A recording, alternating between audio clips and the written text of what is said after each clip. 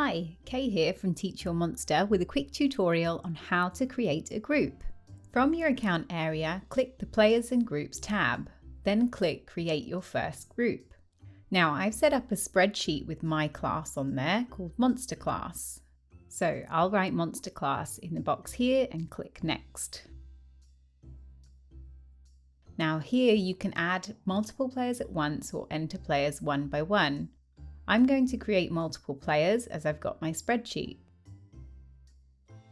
So I'm just going to copy the student names from there and then paste them in this box. Now you'll see that I've got two bubs, so I've added the first letter of the last name, but I'll need to remove any spaces before that will be accepted. Once you've done that, add the players and the system will tell you if you've been successful. If not successful, go back and edit your names.